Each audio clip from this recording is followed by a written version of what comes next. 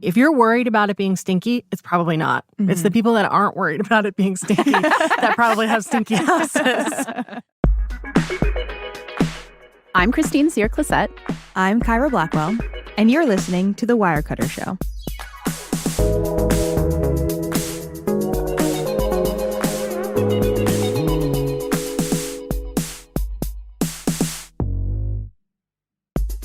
Kyra. Christine. It is that time of year again. Please don't tell me it's cleaning time. It's time to clean. Yes, it's spring cleaning.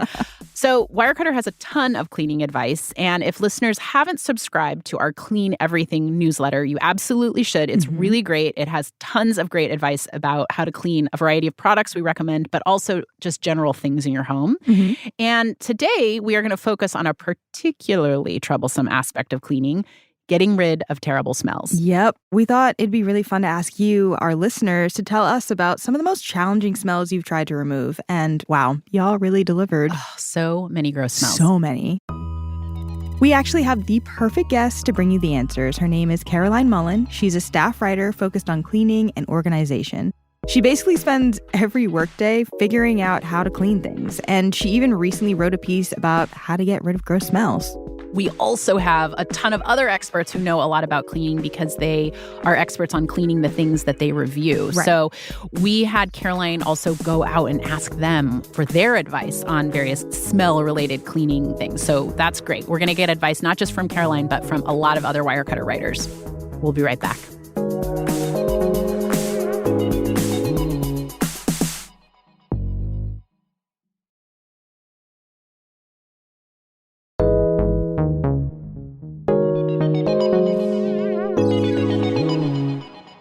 Welcome back. Today, we're talking with staff writer Caroline Mullen, who specializes in cleaning and organizing. Caroline, welcome to the show. Thank you. I'm so happy to be here. So happy to have you. Okay, so Caroline, this episode is all about getting rid of the stinky, smelly, gross smells in our homes, our cars, maybe our clothing. And we have collected questions from a bunch of listeners. They sent in some really disgusting problems for us to solve today. We're hoping that you can help answer their burning questions about smells. So we're going to run this sort of room by room, and we're going to start with the kitchen. Are you ready? Yes. This is kind of what I do every day, I feel like. Great. Okay, so here's our first listener question. Okay, so my name is Katty Yoon. I live in Jersey City, New Jersey. And my issue is whenever I cook in this apartment, whatever it is, especially if it's like steak or even chicken, if there's any kind of burnt, if there's any smoke, fish is the worst. That smoke gets everywhere, and then that smell gets everywhere. And then going to work, the smell is in all the clothes. Like there's no way to stop it. And I live in a loft. Masking it doesn't work, like putting up a candle. I have filtration systems and I have a fan and nothing works. And it's winter and I cannot open those windows. So help.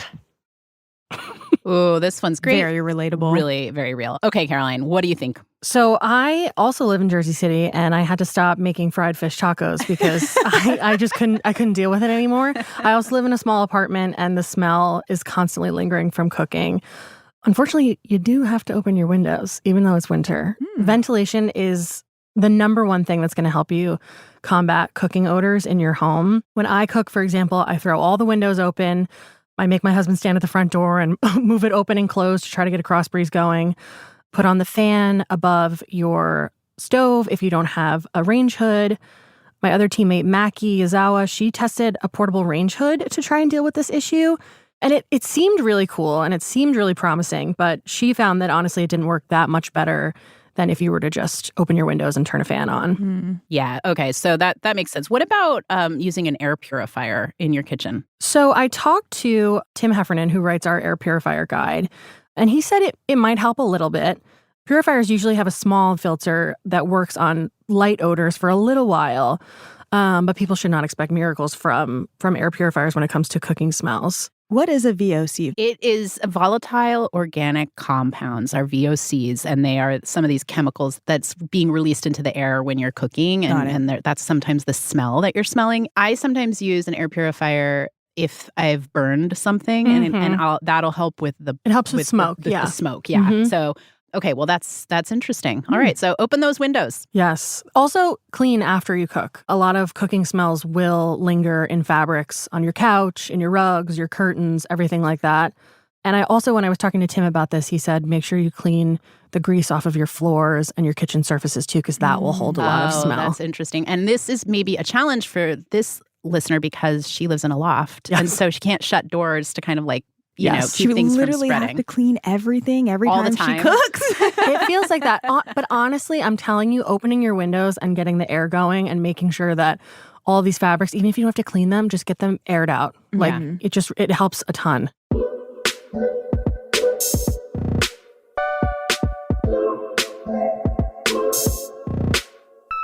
Okay, so we have another listener question about kitchen smells again, and fair warning, this one's pretty gross. Hi, my name is Alex, and I live in New York.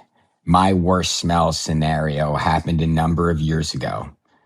I had split a half of a side of beef with a neighbor. I had it stored in a chest freezer. Unfortunately, someone unplugged the freezer and the meat defrosted and then proceeded to rot. 3 weeks later, I was confronted with the overpowering odor of dead flesh in the freezer. We tried to clean it for hours and then days, and we were never able to get rid of the smell in the freezer and eventually just threw the appliance out.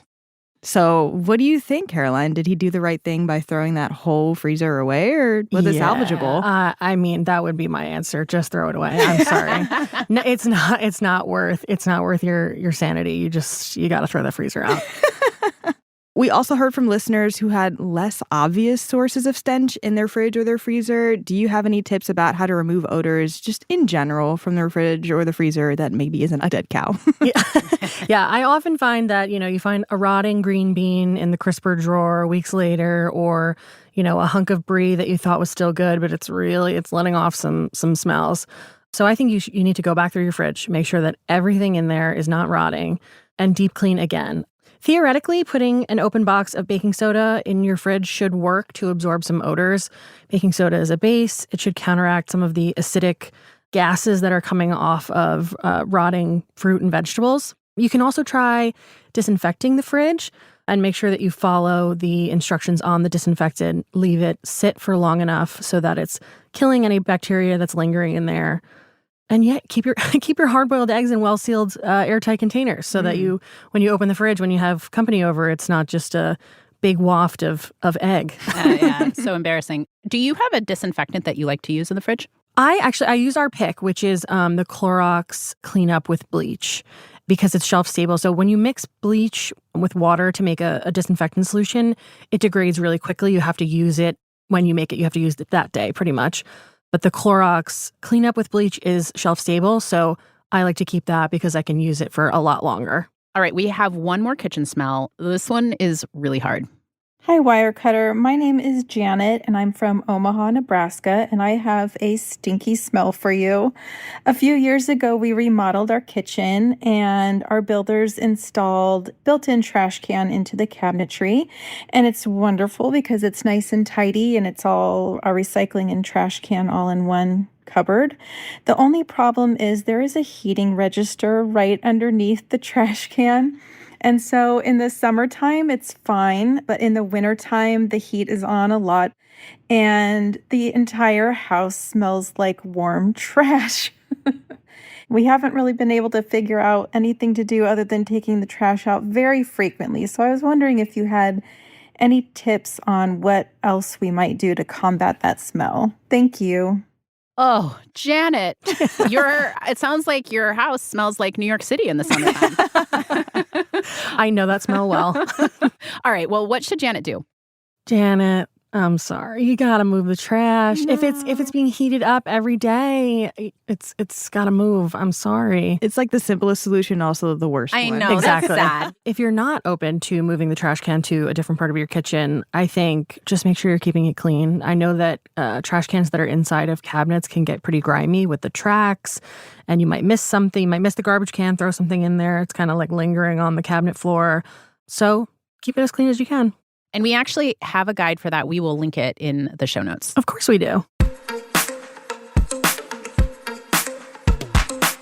Now let's talk about another category of smells we heard a lot about from our listeners. Pet smells. Oh, yes. Yeah, next question. Here we go. Hi, my name is Mariana. I'm Italian, I live in France, and I'm a huge fan of the show. I work from home as a translator and live with 2 cats, so litter box odor is a constant battle. I've tried almost every kind of litter. The timing is what really gets me. They seem to save the litter box visits for my mealtimes, turning breakfast, lunch, and dinner into an unwanted sensory experience. I'd love your best advice on what actually works to keep litter box smells under control. Grazie mille. Ciao. Wow, Mariana. Aw. I can really relate to this one because my cat's litter box is on the same level as my bedroom, and he also always chooses the worst times to go, like when I'm about to Yeah. go to bed. So inconvenient. So what do you advise? So I talked to Mel Plout, who is our pet writer, and they recommended trying to switch your cat litter. I actually know that several of our team members have switched to our top pick, Dr. Elsie's. I 100% agree. When I had 2 cats, it was the best cat litter. We got the kind that was like for like the extra strength or whatever, and we really did not have a problem. Really? Yeah, and we live in I a need small to apartment. switch. Yeah. Yeah. So I don't have cats, but it has been reported to me that this litter does an excellent job of containing odors. And another thing that it does is it forms really tight, solid clumps, which makes it easier to scoop and get all that fun stuff out of the box so that there are not lingering odors in there. Another thing that you can do is if the bin that you're putting the detritus in isn't keeping the smells contained, Mel recommends ditching it and just bringing your dirty litter bag straight out to the trash when you scoop. For sure. Which does suck, but it will help with the smell. I know that there are litter boxes that you can get that are cabinets so that it keeps the smell a little more contained. I think Mel mentioned in the guide that litter boxes with lids can help keep the odor a little more contained, but you just have to make sure that you keep on top of actually changing the litter and scooping also. Yeah. It's like out of sight, out of mind. I tried that, but my cat did not Yeah. like having a cover. I think it really it just really- depends. Cats are- So particular with cats. Yeah. They're very persnickety. So. Okay, Caroline, one more pet question that, again, I think a lot of pet owners will relate to. Hi, this is Sarah from Westchester, New York. I had a question about pet smells that the owners can no longer smell. This owner would be me. I know my house smells like my dog and my 2 cats. I have air purifiers. I have scented air fresheners, but I know it's there. So how do I get rid of a smell that I can't even sense myself? Oh, isn't this like a relatable problem? That's terrifying. All right. So what would you recommend for Sarah? Okay, Sarah, I can take up this whole episode talking about nose blindness and whether or not other people can smell your house or smell you. I have 2 dogs. I know very well what it's like to be afraid that the house smells like dog. I will tell you at the top that I've asked many friends and family, does my house smell? Does my house smell? And they're always like, no, your house never smells. It never smells. And I rarely light candles or use air fresheners. I just try to keep it as clean as possible. And I think just doing whatever you can and knowing that your house is not stinky. It's probably not stinky. If you're worried about it being stinky, it's probably not. It's the people that aren't worried about it being stinky that probably have stinky houses. But some of the things that I've done over the years with 2 dogs, I swapped out all the rugs in our apartment to machine washable ones. Rugs hold on to a lot of smells, especially if your dogs or cats are having accidents on the rugs. And if you're not washing your rugs when you have pets, at least vacuuming consistently, that can be a big contributing factor to lingering smells. Speaking of that, you also want to make sure you're washing or vacuuming your pets' beds and anything they lounge on. Pets, when they sit in one place for a while, they start to cook themselves. Yep. They get really stinky. So anything that they frequently are lounging on, you should probably wash. You should probably wash it on the same schedule as your bed sheets, honestly. Like once a weekly? week? I think with like blankets or stuff that's on the couch, like throw pillow covers, maybe like every 2 weeks, once a month. See if it helps with smells. So in theory, you might also want to make sure that you have whatever your dog or cat bed is, that it probably has like a removable cover that's easy to wash, so you're not dealing with like having to dry some filled thing. Definitely. Yeah. Another thing that can help is running a robot vacuum or just regularly vacuuming. This will help cut down on accumulation of dander and hair in corners and baseboards, places you don't see, because that stuff holds a lot of smell from your animals. Air purifiers will also help. They will collect the dander and the hair, which hold a lot of scent. And it's also worth noting that if you have pets or, cats specifically, I think, you should be careful about air fresheners. Mel mentioned that they don't recommend using any deodorizers because even though they may be toxic to cats, they also kind of just mask smells. They don't solve the root of the problem. Right. Unfortunately, I hate to be, a broken record, but cleaning instead of using a scent is going to be the best way to go. We are going to take a real quick break, and then we are going to come back, Caroline, with some even more challenging questions. We'll be right back.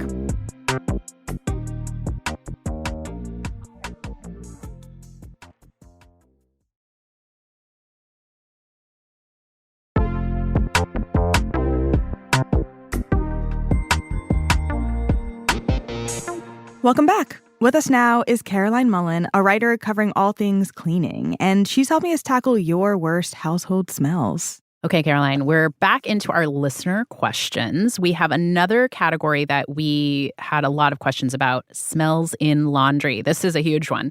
Let's get into our first question about stinky workout clothes. Hey, Wirecutter, this is Barton in San Diego. My husband has these workout shirts that are 90% polyester, 10% spandex. And I wash them, and still the stink from workout comes back, especially when you put them on and they heat up a little bit. So what should I do? Oof, this is relatable. It's these synthetic fibers that really hold on to odors, right? Okay, so what should Barton do for his husband's shirts? So I think the first thing that I would say is to make sure that you're washing these items on cold instead of hot. I think that's kind of counterintuitive, right? Yeah, I think that people's knee jerk is to wash it on hot, that it's going to kill a ton of bacteria. But with synthetic fabrics especially, you can end up kind of baking the odors into the items. I also talked to Andrea Barnes, who is our resident laundry expert. We have a lot of laundry questions, so we have a full person who's dedicated to it. And also one of our staff members, Gabriella DePino, who wrote an article about getting smells out of workout clothes. So some things that you should make sure, if you're not doing already, make sure the clothes don't sit damp. You should wash them as quickly as you can, which can be annoying, especially if you don't have a washing machine in your home. But try and get these workout clothes into the wash as soon as possible. If not, let them dry out instead of sitting in the sweat. Turn the items inside out to wash. Yeah, because the inside, if you think about it, the inside is getting the most contact with sweat and odor. Right. So turning them inside out gives them the best chance to have all that contact with the detergent and the water and get clean. Also, you're going to want to switch to a high-quality detergent. This is probably something else I'm going to say a couple times here. You can reference our guide and use one of our picks. A high-quality detergent will have enzymes that break down these smells, especially in cold water. And also, maybe counterintuitively, use less detergent than you think you need. We recommend just 2 tablespoons, actually, of detergent. Wow. Even for a full big load. Yes. I was actually recently at a cleaning conference, and I heard someone say that if these big companies are recommending you use these small portions, you can be sure you really need small portions because, they want to make money. That's their bottom line. And if they're recommending you use a small amount, you need a small amount. What's the issue if you put too much detergent in your laundry? What's going to happen? It won't get rinsed out, and smells can get trapped inside of the detergent that lingers on the fabrics. 2 other things that Andrea suggested. You can pre-treat the really stinky spots with 3% hydrogen peroxide before throwing them in the wash. Just make sure you do a spot test before. And she doesn't recommend doing this all the time just to protect the integrity of your fabrics. Also, something you might not be thinking about, make sure your washing machine is clean. This is something else I come up with a lot with people asking cleaning questions, is being frustrated that they have to clean the appliances that are cleaning things. But washing machines can get a lot of gunk and deposits inside of them, and they can actually redeposit onto clothing and contribute to lingering smells. And we also have a guide for that. I'm going to just, it'll be like a Like, we're going to have so many links in the show notes. But yeah, there is a guide for how to clean a front-loading washer. Wow. Okay, can't escape it. Gotta clean the things that clean, unfortunately. Clean everything. Yeah. Okay, next up, we have two different but related questions about down parkas. It is that time of year, so let's hear what's going on. Hey guys, this is Derek calling from Washington, D.C. I recently did a really intense workout. I was super sweaty, and I put on a really nice parka that I wear all the time, but I forgot to put on a sweatshirt over my workout shirt, and now the armpits of my expensive parka smell pretty bad, and I'm afraid to do anything to it, wondering what is the best way to get that odor out. Thank you. Hi, Wirecutter team. This is Adam calling from Lisbon, Portugal. I'm calling because we recently had to wash my partner's puffer jacket, a down jacket. Now, whenever it gets wet, or even if he gets a little sweaty or it's humid, as it is often in Portugal, it's almost like this smell activates, and it smells like wet dog. It is foul. What do you recommend? Is it salvageable? It's a brand new expensive jacket. We really want to save it, but I'm ready to burn it. Don't burn it. Don't burn it. But I know exactly the smell he's talking about. Yes. It's pretty bad. So what should they do? Okay, the good news is down jackets can be washed. They can even be washed in your washing machine if you use a delicate cycle. I checked in with our bedding expert, Jackie Reeve, who's very familiar with down laundering. And we also have a guide on how to wash a down coat. So there's a couple things that might be going wrong. So let's address Derek first with the sweaty parka. I would say that you should try pre-treating the armpits of your parka before you put it in the wash, either with laundry detergent or dish soap. Give it a little scrub, try to get that smell out, and put it in for a wash. And then as far as the wet dog smell is concerned, you might have used too much detergent or not have gotten all that detergent out. Jackie, in the How to Wash a Comforter guide, mentions that you need to rinse the comforter or anything with down a couple times, actually, to make sure that you get all the detergent out, because all the residue can get on the feathers and make them kind of sticky and smelly. Another thing that might be going wrong is you might not have been able to get it dry enough. And this is tricky, especially with synthetic fabrics and with down, because you don't want to bake it. But if it isn't thoroughly dried, it can definitely start to smell. So in our guide to washing down parkas, we recommend to air dry if possible. But if that's not working and it's not getting dry, you might want to put it in the dryer, just tumble dry on low, and make sure that it's dry when it comes out, because you want to get those feathers absolutely dry so that they don't sit in their dampness. And if you are air drying and you don't have access to a dryer, maybe let it dry in a warm place, like next to a radiator or a wood stove if you're, out in a cabin. And that will help speed up the process and make sure it dries enough before you start wearing it again. That's great. And especially if you've spent a lot on this jacket, I think all these tips are good. You don't have to burn it. You don't have to burn it. I really think it's salvageable. And if you can't get it done, just send it to me in the mail. I'll give you my address afterwards. I'll get it done.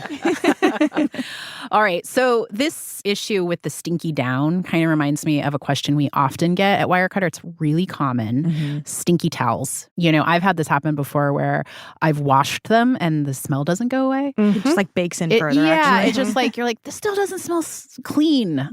So Caroline, what do you think? What's the solution there? Oh, man, this is another one close to my heart. The big thing with mildew and towels is just making sure they get proper ventilation and they get plenty of air around them. I know a lot of people, especially in small apartments, I'm one of them, hooks are like the easiest thing to throw towels on, but they tend not to get enough airflow when they're all kind of smushed together on a hook on the back of the door. So if you have a towel bar or even like a drying rack, in the story I wrote about this, some people were saying in the comments that they have heated towel warmers that help a ton. Like those baskets? No, they look almost like a little ladder that's heated and it goes on your wall. The fancy apparently, ones. Very popular in Europe. Yeah. The other thing is if they're coming out of the wash still smelly, you probably need to switch to a better detergent, or if you want to use the rest of your detergent and try and amp up the power of it, I have had great success with adding a scoop of borax and running them on a hot cycle. We often don't recommend washing on hot. However, cotton towels can withstand a pretty good beating in the wash. So if they're really stinky, you can wash them on hot with a good laundry detergent or add a scoop of borax to your current detergent. Okay, Caroline, we have one final laundry question for you. Hello, Wirecutter. My name is Elle, and I am in California. I would like to know how to get rid of urine smell in laundry. Maybe for some that are incontinent, maybe the clothes stay wet for a few days, or I guess stay unwashed for a few days before washing. But just hoping to get some real guidance and effective tips on that. So, what's the best thing to try here? Urine is tough. It's one of those smells that really lingers because when it dries down, it gets that distinct ammonia smell that's very powerful. I talked to Andrea Barnes, and she recommended soaking these items in laundry detergent and cold water overnight and then washing on cold. A soak, which is delightfully hands-off, can help a lot more than you think it might. You can even do this in the washing machine. You can fill up the washing machine with cold water, let it run, and leave the item soak in there, and then you can turn it on for a cycle the next day. But sometimes it also takes 2 tries. You might have to just be consistent with it. It's just one of those things that really gets stuck in fabrics. And this is another thing that it's tempting to use warm water, but that can actually set the stains and smells in there and cook them into the fibers. So I would default to cold water whenever you're dealing with urine especially.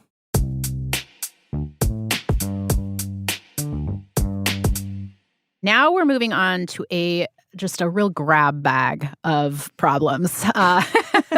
So let's help our listeners. The first one is about a smelly car.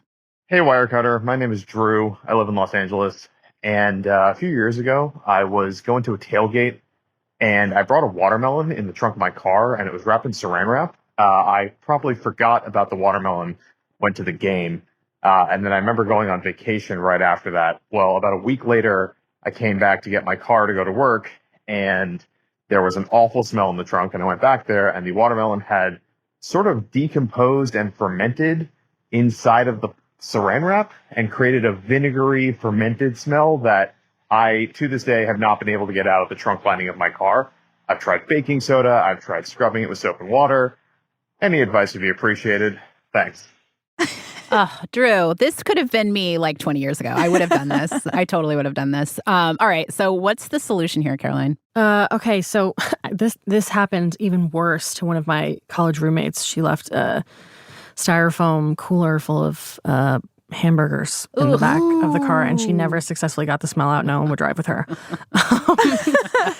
So this is a tough one. It can be particularly difficult to get car upholstery really clean because you can't remove it and toss them in the washing machine like you can with like couch covers, pillows, sheets, stuff like that. I think you're on the right track, however, with baking soda, since rotten fruit can become more acidic and baking soda is basic, which can neutralize that odor. I would try maybe making a paste of baking soda with dish soap and water and leaving it sit overnight, then scrubbing and rinsing it in the morning with lots of water. Something that I've learned a lot about cleaning rugs, thanks to my dogs, is that really rinsing things clean with as much water as you can without damaging something is the best way to like really get it out. You can also use an upholstery cleaner for this in order to get all of that water and cleaning solution out, the Bissell Little Green that we recommend. They also sell odor-specific cleaning solutions that are made for that machine. Yeah, I think that an upholstery cleaner is going to be great for truly sucking all of that stinky stuff out of the upholstery. And would you potentially recommend finding a good detailing shop? Yeah, I think if all else fails, or if you're just sick of dealing with it and you want to outsource, you might want to get it professionally cleaned and detailed, or try replacing that piece of upholstery in the part of the car. Also, you might have luck with spraying a solution of rubbing alcohol or vodka and water. It actually is pretty good at removing odors because it evaporates and takes some of the smell with it, evaporates pretty quickly. Yeah, but you might need to get that part of the trunk replaced. Dang, get a new car. Yeah, just, you know what? You're just get a welcome. new car. Yeah. We're here for you. Okay, Caroline, our next listener question actually came in the form of an email, so I'm going to read a little bit from it. This is from Kate, and she writes, Boy, do I have one for you. We had a mouse get into the corner lower cabinet where our Lazy Susan is. We took everything out and put a trap down, one of those black plastic snap traps. And then the next morning, we woke up and there was a trail of blood and no trap. Spooky. Oh. It's like a horror movie.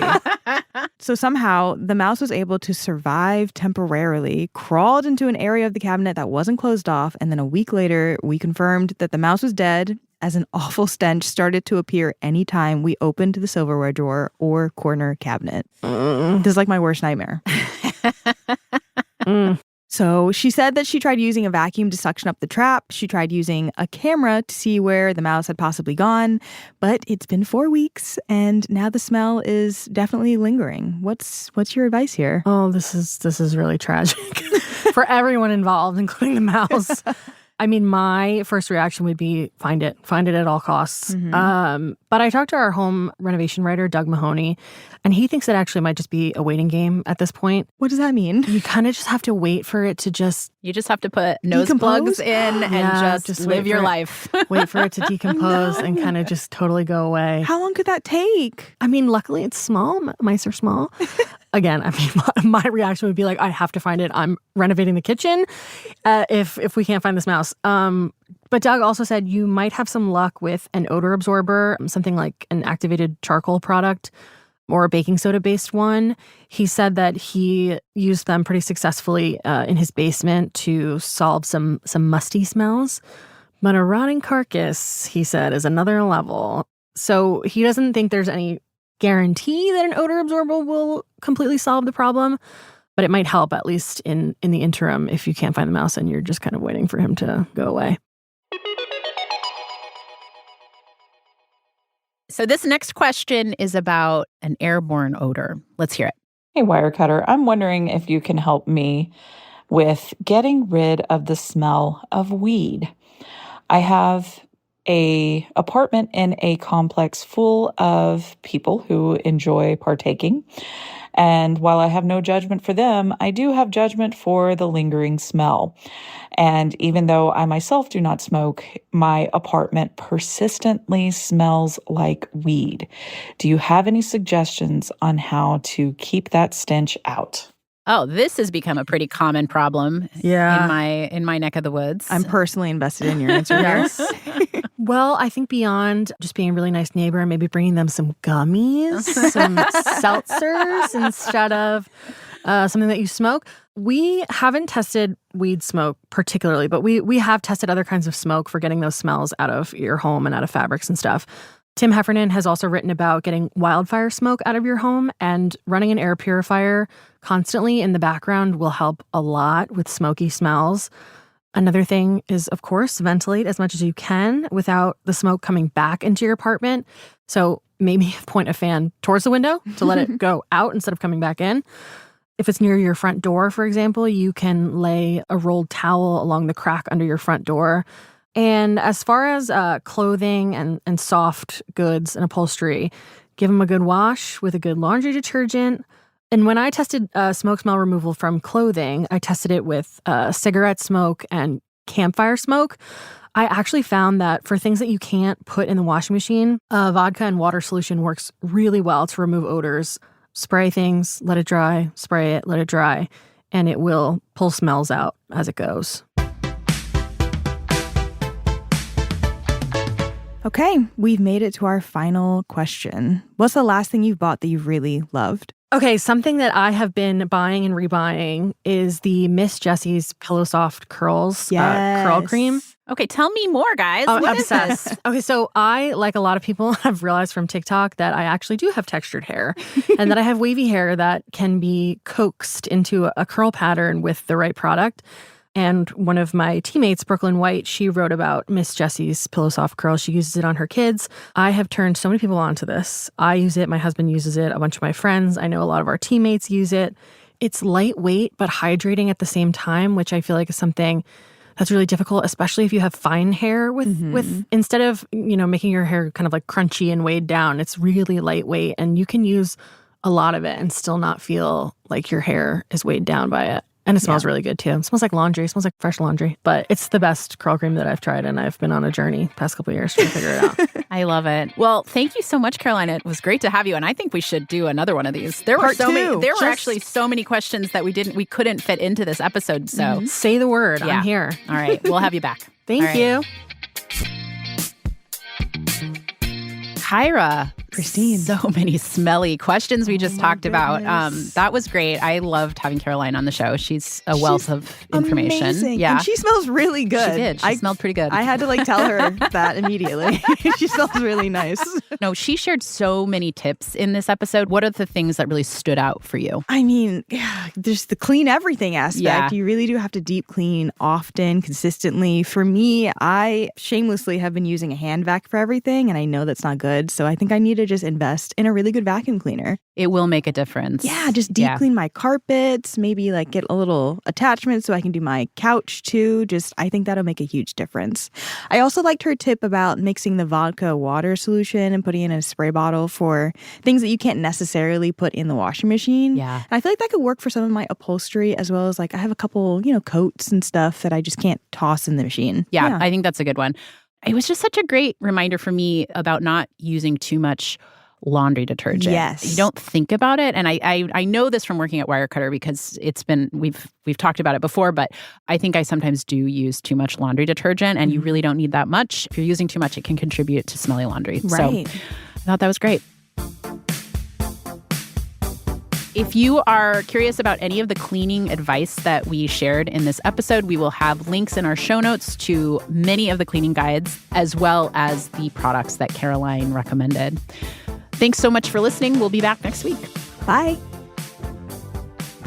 The Wirecutter Show is executive produced by Rosie Guerin and produced by Abigail Keel. Engineering support from Maddie Mazziello and Nick Pittman. Today's episode was mixed by Katherine Anderson. Original music by Dan Powell, Marian Lozano, Rowan Nemisto, Katherine Anderson, and Diane Wong. Cliff Levy is Wirecutter's deputy publisher and general manager. Ben Fruman is Wirecutter's editor-in-chief. I'm Christine Cyr-Clisette. I'm Kyra Blackwell. Thanks for listening. My husband actually said to me recently that I just thought that's what bathrooms smelled like, and mildew smell. I was like, no, they shouldn't smell like that. You're doing what you're supposed to do. No.